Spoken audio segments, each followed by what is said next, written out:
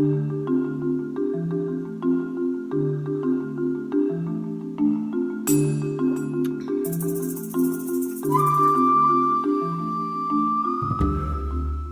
there. Welcome to episode 37 maybe? 38 maybe?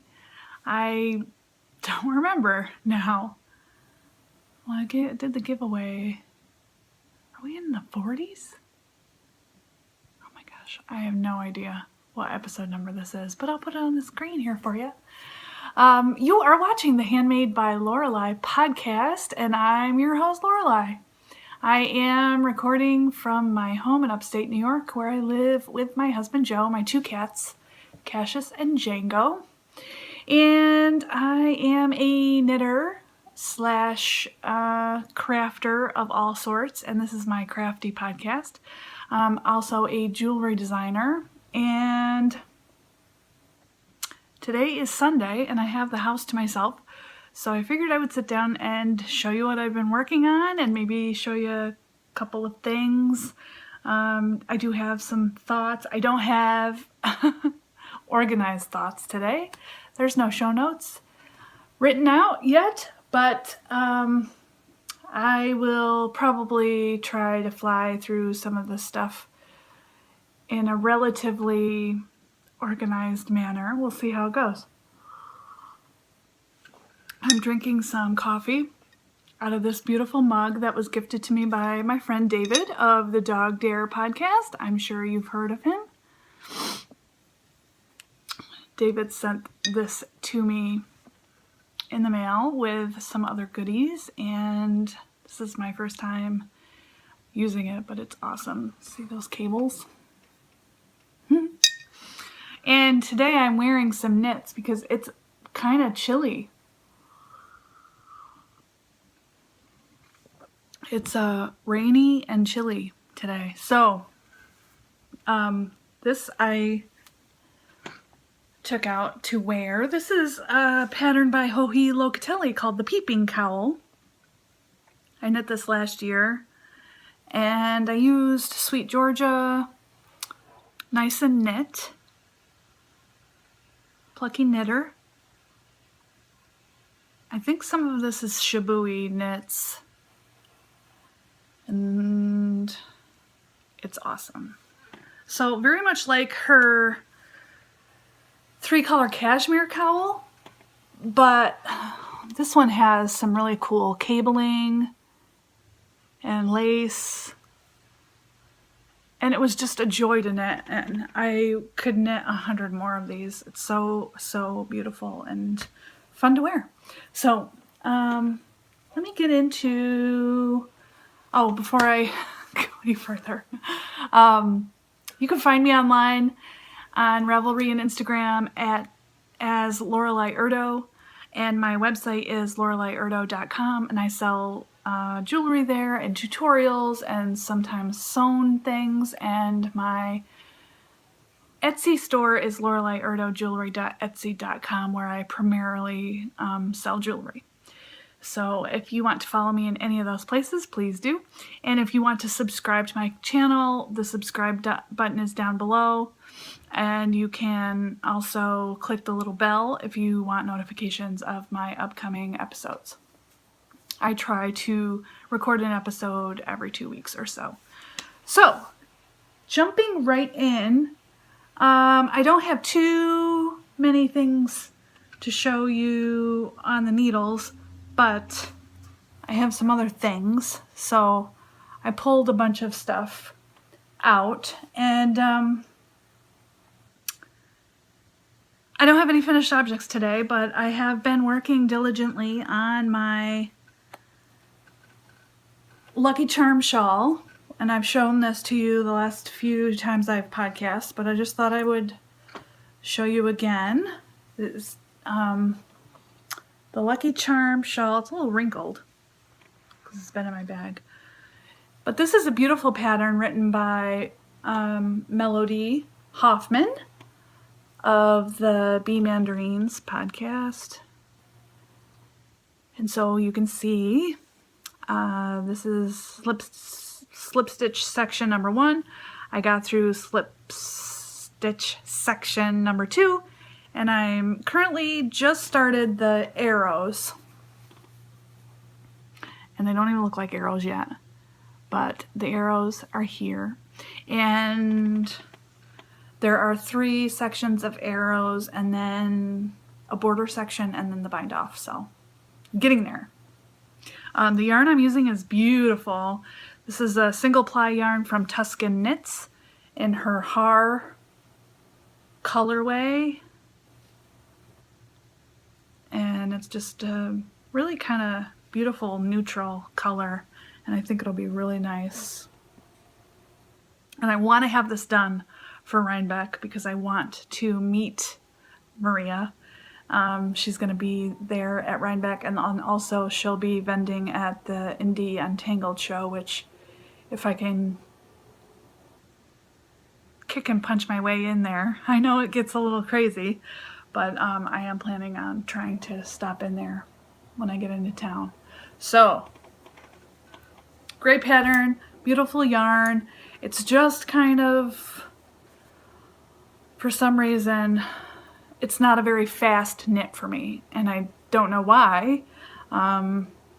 Melody says that it's because you're not, I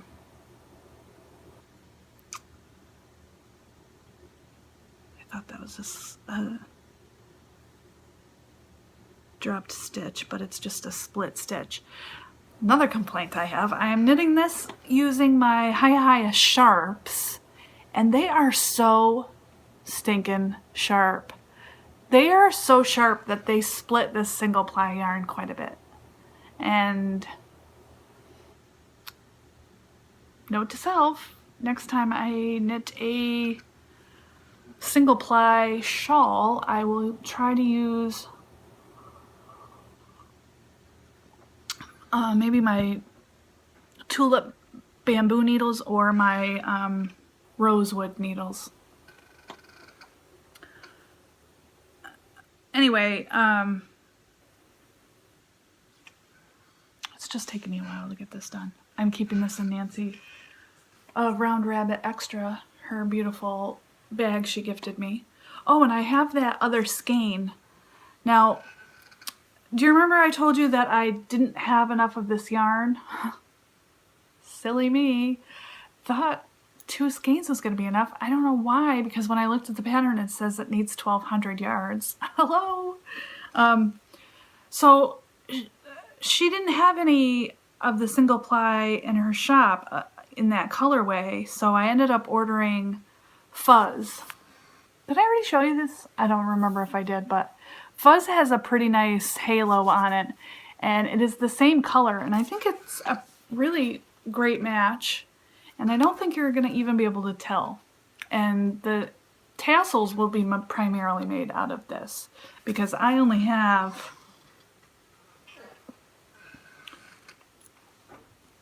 here's the ball, this much of my final single ply skein, so it's gonna work out. It's gonna work out fine. I'm not worried. The color is spot on, and it's just gonna be a little bit fuzzier on the edge, and that's okay with me. The second work in progress I have to show you is a very exciting project that I'm keeping in this little bag that Nancy gifted me for my birthday. I think it was last year, maybe. Isn't that so cute? You should definitely check out this shop if you have time. Little basket. It's got a little polka dotted. I am knitting the brand new Clark socks designed by the lovely and talented Jacqueline Salem of Brooklyn Knit Folk. And she put out her very first sock pattern, and I have to say, it's fantastic. So I'm just recently getting onto the knitting bandwagon, the sock knitting bandwagon that everybody seems to be on. And this is my very first pair of patterned socks that I've ever knit. And when the pattern came out, I said to myself, oh my God, I know I have like the perfect yarn for that. And if I do it in this particular colorway, I can call them my Rhinebeck socks. So that's what I'm doing, because the yarn is gorgeously autumn inspired. This is Malabrigo Sock in the Marte. I have no idea how to pronounce that. Colorway, and that's actually, come to find out, the same colorway that Jacqueline knit her socks in. So we're gonna have matching socks, but that's okay. So it's just gorgeous, really beautiful rich tones of rust and green and brown and some burgundy. And I really like this yarn. Like Jacqueline was talking about how her only complaint about it was that sometimes there was a pill every now and then on the strand. And yes, there is. You can see one right there. Doesn't bother me too much. I generally just pick them off. If I don't end up picking them off, I'll just leave them in and they don't really bother me, but see, I just pulled it off. The thing I really like about it is that it is so stretchy. See if I can show you. So this yarn is, it's got I think 25% nylon in it. But look, it's really springy, which I think will be really good, because when I show you the socks, you'll see what I mean. I'm knitting from the ball of yarn, one sock from the interior of the ball cake and the other at the same time, concurrently, from the outside of the cake. So I have 2 socks started, and here they are. I'm doing the magic loop. I started out knitting them on my 9-inch circulars because I'm kind of really into that right now. But I was having some really major trouble with, why can I not get these untangled? There we go. I was having a lot of trouble doing the cabling, oh my gosh, on the 9-inch. So I switched to Magic Loop and it's been a lot better. Look at the stretch in these socks. And I really feel like that has a lot to do with that nylon content. But that's the back cable, which is one of my favorite parts of this whole pattern. I just love it. 2x2 ribbing. The cable is it's really amazing. And I'm sure you've heard everybody talking about this pattern, about how easily memorizable it is, and it is. It's got these little pearl bumps that run up the sides of the front of the sock. This is the front, by the way. And depending on where you are on the pearl bump tells you what row of the 8-row repeat you're on. So makes it really easy in case you may lose your spot, but these are really, I mean, I can pick these up and start working on them at any point, and I don't generally need to look at the pattern anymore. Awesome. They're going to be so great, and I don't think I'm going to wear them at all until Rhinebeck, because they're just so special. I don't know if I can even stand to wear them. They're like so beautiful. I have just a little progress keeper on that one, just to know that I know that this is sock number 1. And they're both turning out really good. So basically I knit a row on sock 1 all the way around, and I knit a row on sock 2 all the way around, and then I check it off that the row is complete. And I'm just taking my time because I'm really enjoying the knitting of this. And I usually sit over there on the couch and it's pretty dark. The light, I don't have great lighting. I should get better lighting. But now I'm sitting here and I can see the colors of this yarn, and it's just so awesome. So awesome. So I'm really, really enjoying this work in progress. And I hope to have those done way before Rhinebeck. And that's got me thinking about taking out some of my other languishing sock whips.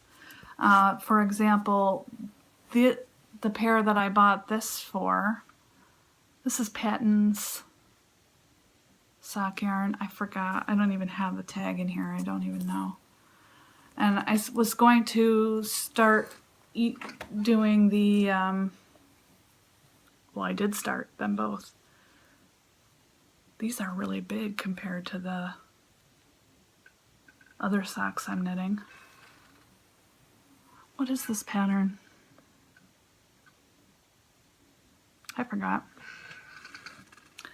I am not enjoying the pattern, so I think I'm going to frog these and recast this yarn on because it's fun. It's fun sock yarn. I really like it. And it's actually really thick compared to the Malabrigo, now that I'm looking at them. So that one I want to do something with, and then also I pulled out this sock project, and I do have a finished sock, but I'm still working on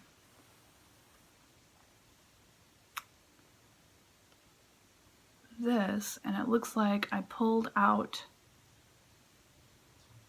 the stitches, so I'm gonna probably have to start this again, but that's the cuff of the sock. I'll show you the sock. It's all kind of wrinkly here, but and I'll put the name of this pattern on the screen because I did not write it down. Really cute. They're really cute socks. The yarn is Quince and Company, and I'll put the base here because I also forgot the base, but I think it's maybe the sport weight, or maybe it is a fingering weight. I can't remember. But it's got this cool lace pattern on it. So I definitely want to finish these too. I think they're the Solstice stockings, if I remember correctly. So my friend Christy made me this bag. I'll put her info on the screen for you. Her business was called 1234 Handmade. I'm not sure if she's making bags anymore though. So that's that. I do have a finished object for you. I'll show you the bag I made yesterday. I had made this bag before. The pattern's by Sotak Handmade, and it's called the Vera Slouch Bag. And I've made a couple. I've sold a couple, and I gave one as a gift. And I thought it was time that I had one for myself. So I found this awesome fabric at Joann Fabrics, and it's incredible.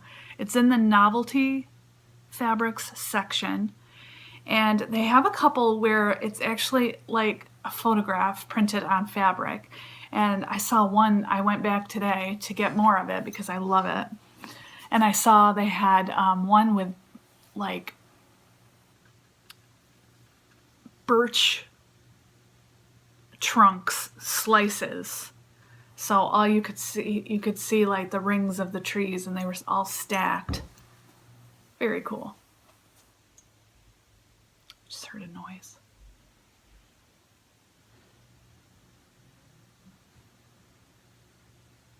Oh, maybe it was the washer. Okay, side note. As you know, if you've watched my podcast for a while, we tend to get bats. And I had to laugh at Joy's podcast the other day. You should check her podcast out. She's the Anxious Knitter. And she was telling this... I had the heebie-jeebies. I was like cringing through the whole story. She had a bat in her apartment. And since then, I've been like on high alert, like paranoid. And sure enough, was it yesterday morning? I was getting ready upstairs, and I I walked into the studio because my closet is in the studio. It's just a bedroom in my house. And it looked like a little bat poop on the floor.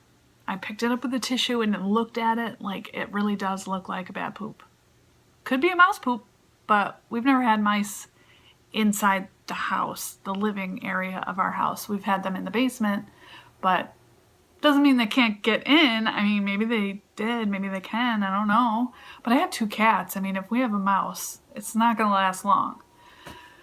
So anyway, the poop is the only evidence I have that there may or may not have been a bat in my house, but I am like freaked out, like nobody's business, because I am just so done with dealing with these critters. I swear it's the worst. And we've had none all summer, and I'm just feeling like, please let me just get to the fall and we'll be out of the woods. But anyway, I digress. So this is the bag I made. That there is the fabric I made it with. That's the Joann Fabrics, and it looks kind of like painted wood slats. And I made the handle out of the Maker fabric line, which you've probably seen it. The bottom of the bag is cool. This was a remnant that I got at Joann Fabrics a while back, and I had enough to do the bottom of the purse. However, when I went back today to look for more, I can't find it. It makes me very sad. But I lined all the pockets with some beautiful like mint color. This is also from Joann Fabrics. It's like a mint color, and it's got like a gold rose pattern on it. They could be peonies, I guess. Maybe they're peonies. So the interior of the bag has got a metal snap and then a zipper pocket. 2 big pockets here. And I just really enjoy making this bag. It's awesome. So I've of course had some requests to possibly make more of these. So I went back to Joann's and I bought the rest of what they had. 3 yards of that. It's $12.99 a yard in case you're interested in checking it out. But why I thought I needed that much, I don't know. But I also think I might use it for some project bags, for the interior of some project bags, because I also bought this. And I wish you could touch this right now because it is the softest velvet I've ever felt. It's so beautiful. This is what the back of it looks like. And I got this at Joann Fabrics. It's in where the upholstery fabric is. So you'll probably see it there. But I thought that would make some really awesome project bags with this as the interior. Oh yeah. Oh yeah. And because I couldn't find the embossed faux leather for the base of the purse, I ended up getting this corduroy. And I thought that that would go really well with that. It's hard. The lighting is so terrible right now because it's so rainy. But that's that. Cat and hat. So got that, a fabric, sewn bag. Okay, flying through, and we're at 24 minutes. Okay, good timing. So next I want to talk about yarn, because we all love it. I don't think I mentioned this before, but I won a giveaway a couple months ago on Instagram. And the giveaway was for a subscription to a yarn, like a yarn subscription club for 3, I think it's for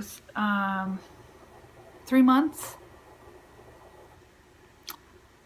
I don't know how exactly it works, but You can find all the info on yarnlove.com, I believe. So each month I get an email with a coupon code, and I can go and pick out anything from her shop. And she does monthly themed yarns. So far I've gotten 2, and I have 1 more to get, which I think won't be available until next month or something. So the first one I got was this. This is the Amy March fingering base, and the colorway is Summer Berries. And this is a 100 superwash merino wool.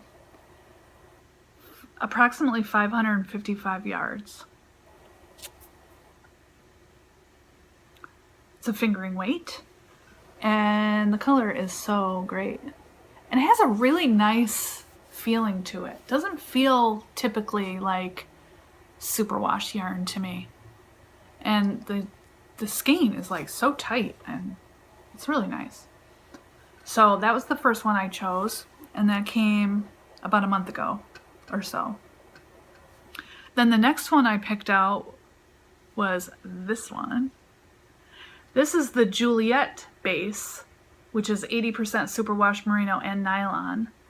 And the colorway is Lagoon, and this is 420 yards. So it's basically a variegated skein with one side teal, one side green. Love it. Those are my colors. Fun for socks. Fun for socks. Yay. So I just wanted to show you those.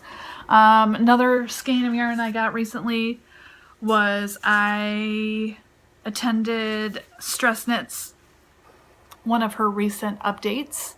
And this colorway was one that her husband came up with, and I fell in love with it. It's called DK.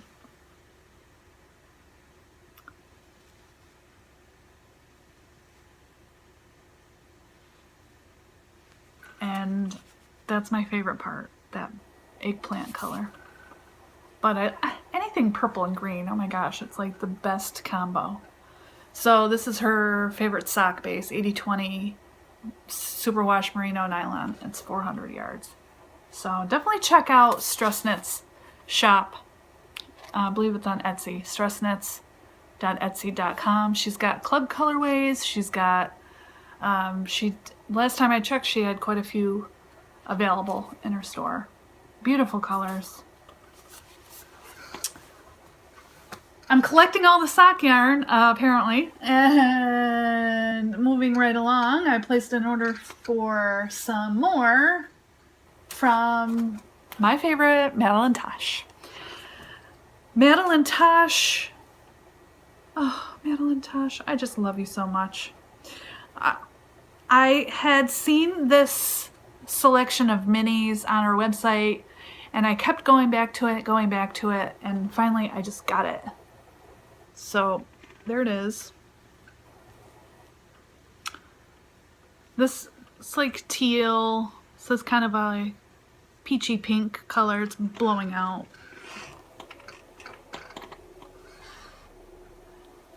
This is more of an ivory tone. This one's kind of like a taupey gray, black, and like a pecan color. And I just love them. I have no idea what I'm going to do with them. They would make cool striped something or other. Yay!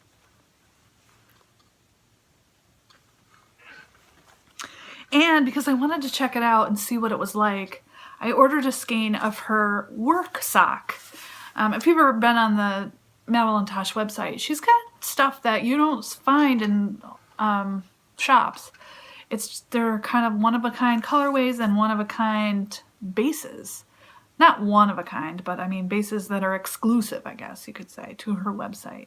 So I got the work sock. It's 75 merino, 25 nylon, and it's considered, oh, it does say heavy fingering sport weight. I guess I thought it was more of a fingering weight, but it is definitely more like a sport weight.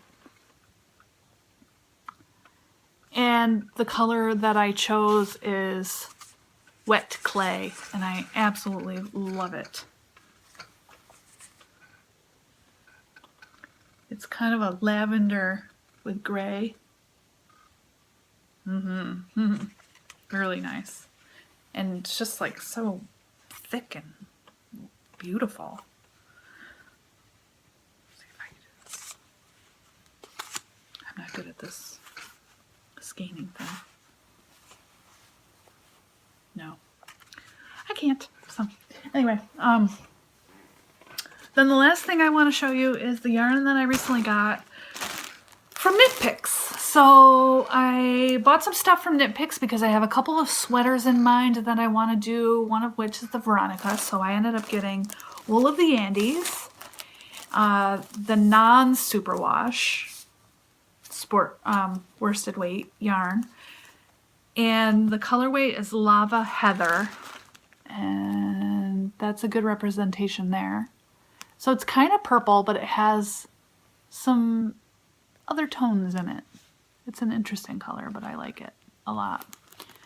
This, I've never used this, but it's 100% Peruvian Highland wool, and each ball is 110 yards, and I got 15 balls.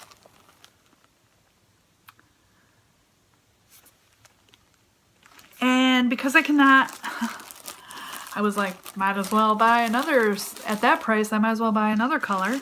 So I ended up getting this also, same base, but this color is called Seraphim.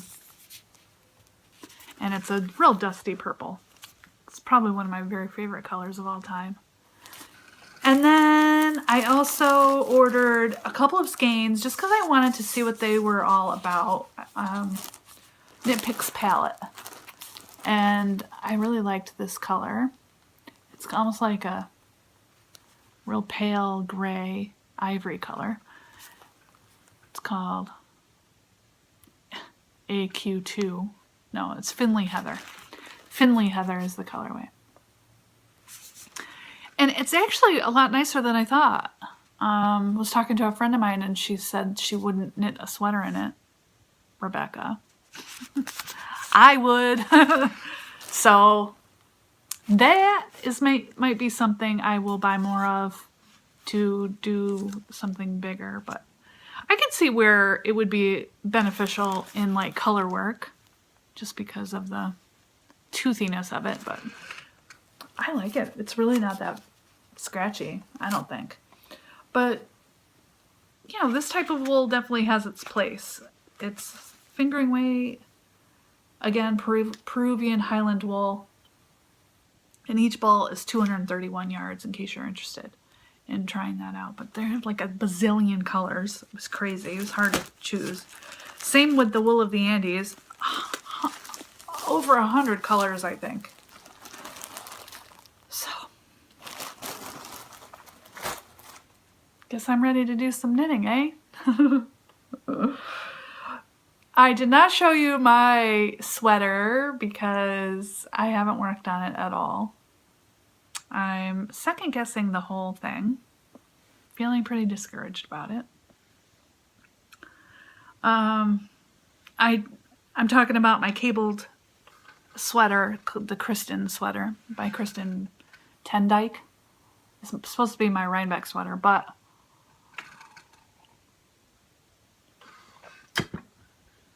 I don't know.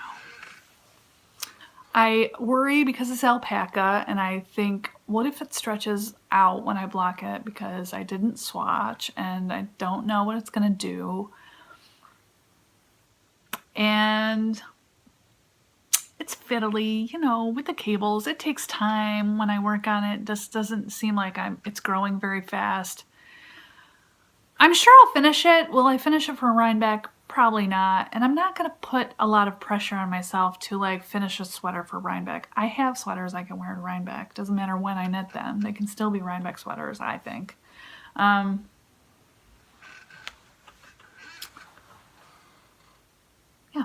So I know that I said some stuff about collaborating with my roommates that I'm staying with at Rhinebeck, who, if I haven't mentioned this before, are Nancy of the Round Rabbit podcast and David of the Dog Dare podcast, and also Jake and Ray of Dog Star Knits and the Mean Girls, Rebecca and Stephanie.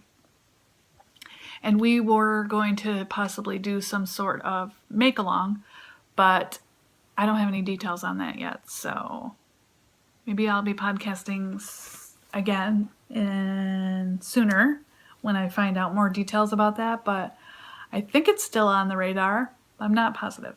So that's my chair that's squeaking. I just bought this chair on, it's well loved. It's in great shape, but the seat is pretty noisy. Oh, I got it on, you know how Facebook has like, you can buy stuff locally. It's kind of like Craigslist, but on Facebook.